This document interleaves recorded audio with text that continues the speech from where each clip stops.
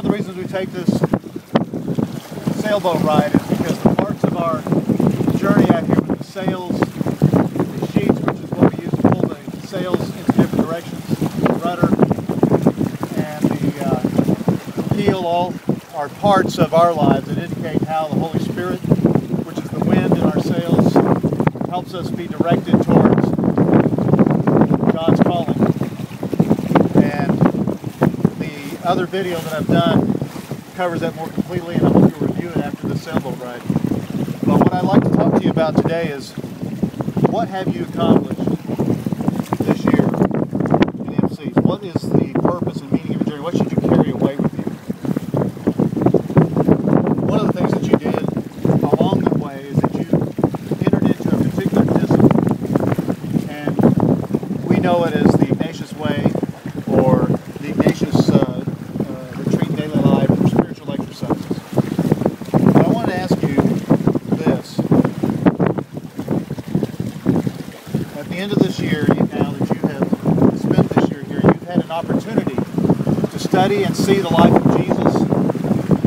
You've actually had a chance to do some of the same things he did, just like the disciples did. They traveled with him and they did the ministry. They went out, they laid hands on the sick, they helped speak, they helped rally people towards Christ.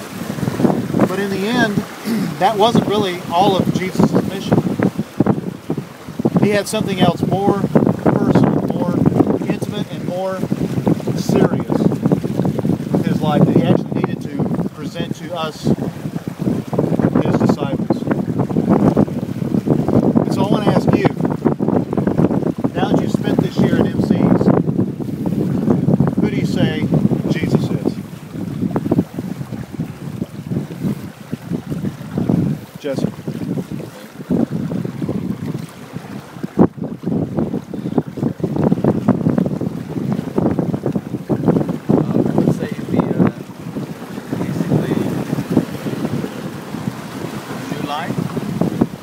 Life? Yeah. Okay, but who is he?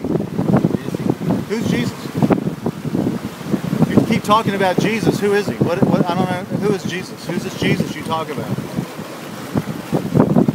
Some guy who saves people. So is he like a fireman? But is that really who Jesus is to you? And who is Jesus to you?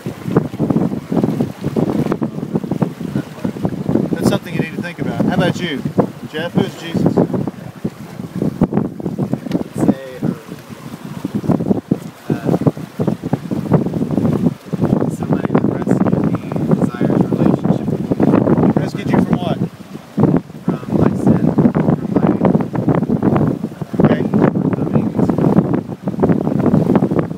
Peter was asked by Jesus, he says, "Who do men say that I am?" And Peter said, "Well, some say John the Baptist come back from the dead. Some say maybe you're Elijah. Others say maybe you're that special prophet that was prophesied by Moses." Okay, so that's the way he looks and appears to other people. And you've seen that in the churches you've been to, where Jesus appears to those people a certain way. But you've been wanting to bring them even closer, right? More intimate relationship than what they believe they see or understand. Is that not what you were trying to walk through this year with the spiritual exercises? But I want to now tell you something that a lot of people miss in that passage of Scripture. In that same passage of Scripture, Jesus asked Peter who he is. I mean, he asked Peter who Jesus is. Jesus then says, "Now I'll tell you who you are." So today I want to tell you a little bit of who you are. Some of it you're going to have to explore and find for yourself in your relationship with Jesus, have him tell you. But I'm going to tell you the same way Jesus told Peter. It's on this rock that you are. He called him Peter the Rock. It's on this rock I will build my church. Well, and but at the end of this MC's year, it's time for you to decide, are you going to follow Jesus all the way to the cross? Or when things don't go so well, will you be offended like they were? But I'm going to tell you something. God has faith in you that even if you are offended, He knows you're coming back, because He will draw you and He will woo you. Because He has determined He's going to build His church through you. You've already heard part of the call. The first call was to come alongside and travel with Him this year. But as you begin to understand what it means to be crucified with Christ, at times you may want to draw back. But He'll not draw back from you.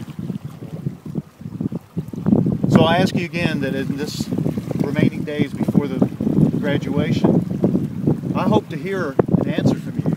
Who is Jesus? And who does Jesus say you